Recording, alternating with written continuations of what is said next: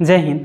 मैं आदित्य चौधरी आपके अपने परिवार आमन स्टडी पॉइंट पे आपका स्वागत करता हूं। जैसा कि आप जानते हैं कि एग्ज़ाम ग्रुप डी की एग्ज़ाम डेट आ गई है। रेलवे आरआरबी ग्रुप डी की एग्ज़ाम डेट आ चुकी है, 17 नवंबर को घोषित हो चुकी है। और ये एग्ज़ाम चलेगा कब तक? दिसंबर 2025 तक चलेगा। ठीक है, कुछ बच्चे ऐसे होंगे जिसको सिलेबस नहीं पता होगा, जिसका मैं वीडियो का लिंक इसमें इस डिस्क्रिप्शन में डाल दूंगा, सिलेबस का पता कर लेंगे। ठीक है, आइए, केवल और केवल 60 डेज़ ही बचे हैं जो एग्ज़ाम शुरू होने वाले हैं। इस 60 डेज़ को हम कैसे एनालिसिस करें, किस तरीके से रणनीति अपनी बनाएं, ताकि ये जो 60 डेज़ है उसी के अंदर में हम कुछ काम कर सके। कहने का मतलब ये सिलेक्शन ले सके। ठीक है, आज तक के जो भी बच्चे अभी तक लगे होंगे उसका तो नो डाउट उसका सिलेक्शन होगा ही होगा, लेकिन इस 60 डेज़ में भी सिलेक्शन पाया जा सकता है। इस 60 डेज़ में भी सिलेक्शन पाया जा सकता है। इसके लिए कुछ रणनीति होनी चाहिए, कुछ तरीके होना चाहिए, कुछ हमें छोड़ना पड़ेगा, कुछ हमें पकड़ना पड़ेगा। कहने का मतलब ये है, मेहनत, कड़ी मेहनत करनी पड़ेगी। अगर आप इस 2 महीने में कड़ी मेहनत कर दिए, सारा कुछ भूल करके, मैं मानता हूँ 100% तो नहीं कह सकता हूँ, लेकिन 75% बच्चे या फिर 80% बच्चे गांव से ही बिलोंग करते हैं। अगर वो गांव से बिलोंग करते हैं तो खेत है, खलिहान है, ये काम है, वो काम है, इसमें लगे रहते हैं। लेकिन मैं आपको कहता हूँ, या फिर अपने घर वालों को समझाइए, माँ बाप को समझाइए, भाई बहन को समझाइए कि केवल वो हमें 2 महीना दे दें, आप लोग क्लियर कर जाएंगे। 100% मैं दावे के साथ कहता हूँ, आप लोग क्लियर करेंगे।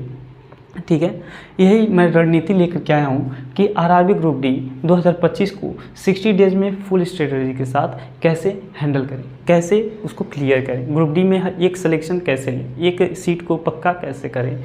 इस रणनीति के साथ हम चलेंगे।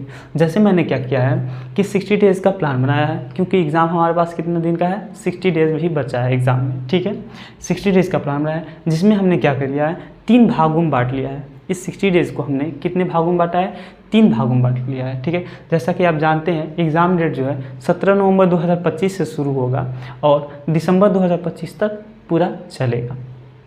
ठीक है, ये 30 दिन का प्लान है, फिर अगले 15 दिन का प्लान है, और अगले 15 दिन का, मतलब 30 ये, 15 ये, 15 ये, 15, 15, 30 और 30 ये, 60 दिन का पूरा प्लान होगा। ठीक है, जो 30 दिन का होगा उसे हम फेज़ 1 मानेंगे। क्या मानेंगे? इसे हम फेज़ 1 मानेंगे। जैसे कि ये फेज़ 1 है, इसमें करना क्या है, क्या नहीं करना है, क्या छोड़ना है, क्या नहीं छोड़ना है, ध्यान रहे इस बात का।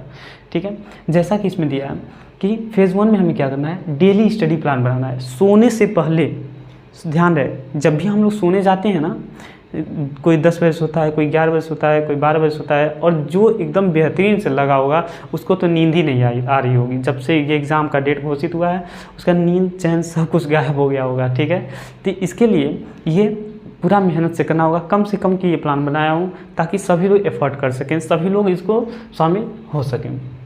ठीक है, क्या दिया है इसमें? डेली स्टडी प्लान बनाना होगा सोने से पहले। कम से कम ये प्लान 8 से 10 घंटे का होना चाहिए। कम से कम ये प्लान कितने घंटे का होना चाहिए? 8 से 10 घंटे का। क्योंकि देखो बाबू, जो बच्चा पढ़ रहा है उसका सिलेक्शन ही नहीं हो पा रहा है, जो बच्चा पढ़ रहा है उसका सिलेक्शन ही नहीं हो पा रहा है। तो ये बताइए, आपने खुद सोचिए और खुद बताइए कि जो बच्चा नहीं पढ़ेगा उसका सिलेक्शन होगा? कभी नहीं हो सकता है भाई, कभी नहीं हो सकता है बाबू। ठीक है, तो पढ़िए, लगिए, मेहनत करिए, 100% सिलेक्शन आपके कदमों में होगा। ठीक है, उसके बाद क्या करना है, डेली सभी सब्जेक्टों को पढ़ें।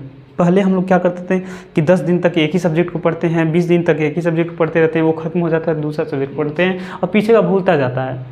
ऐसे सभी लोग करते हैं। ठीक है, लेकिन अब हमारे पास एग्ज़ाम डेट बिल्कुल पास आ चुका है। एग्ज़ाम डेट बिल्कुल पास आ चुका है, तो कुछ ऐसी रणनीति होनी चाहिए जिसको एक ही साथ सभी को क्लियर कर सकें। तो इसमें क्या करेंगे, डेली सभी सब्जेक्ट पढ़ें। ठीक है, फोकस किस पे करना है, किस पे नहीं करना है? तो फोकस बेसिक को, अभी इस 15 दिन के लिए 30 दिन का ये प्लान है, ध्यान रहे ये 30 दिन का प्लान है। तो फोकस किस पे करना है? बेसिक और PY के ऊपर फोकस ज़्यादा ये करिए कि बेसिक के लिए और PYQ मतलब प्रीवियस ईयर क्वेश्चन पर ज़्यादा फोकस करिए। ठीक है, शॉर्ट नोट्स तैयार करिए, जो भी पढ़िए 30 दिन के अंदर, एक टारगेट बनाइए 30 दिन के अंदर मेरा ये खत्म हो जाएगा। ठीक है, तो 30 दिन का शॉर्ट नोट्स तैयार करिए पूरा फुल। उसके बाद मॉक ये हाँ ठीक है, संडे फुल लेंथ मॉक दीजिए। हर संडे को फुल लेंथ मॉक देना है आपको, ध्यान रहे। कभी आपको ये भी होगा कि मतलब अभी तो पढ़े नहीं हैं, तो ये भी हो सकता है कि आपका नंबर बिल्कुल कम आ जाए। नो डाउट ऐसा होता है, केवल वो आप देख रहे हैं कि नंबर कम आ रहा है।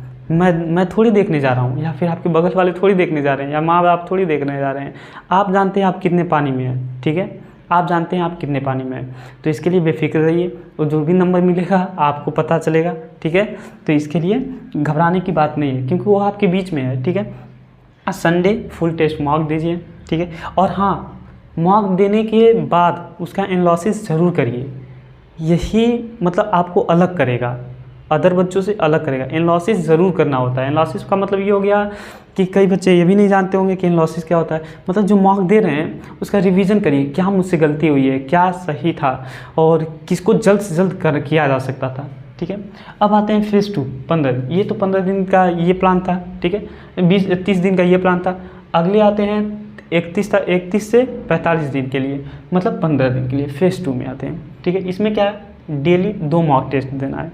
डेली ज़्यादा मत दीजिए। अब आप समझ चुके हैं, आप क्योंकि आप सब पढ़ चुके हैं। जो भी 30 दिन का प्लान था उसमें सभी के सभी सब्जेक्ट को कवर कर चुके हैं। 30 दिन कम नहीं होता है, ठीक है। जान झोंक दीजिए, नौकरी है, जान झोंक दीजिए।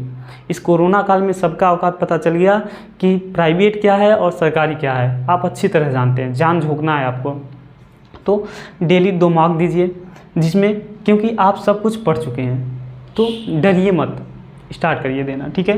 अंक कम आएंगे, नो मैटर, आप जानते हैं। ऐसा होगा कि अंक कम आएंगे, ऐसा भी हो सकता है 100 क्वेश्चन है ना, तो उसमें 20 ही क्वेश्चन आप करें। ऐसा हो सकता है 30 ही क्वेश्चन करें, 25 क्वेश्चन करें, 45 क्वेश्चन करें, 55 क्वेश्चन। और किसी का तो ऐसा होगा कि 80 नंबर का, मतलब 80 क्वेश्चन हो रहा होगा। किसी का 80 नंबर का क्वेश्चन हो रहा होगा, 80 क्वेश्चन हो रहा होगा, ठीक है। तो बेफिक्र रहिए, घबराने की कोई बात नहीं है, सबके साथ ये होता है, ठीक है।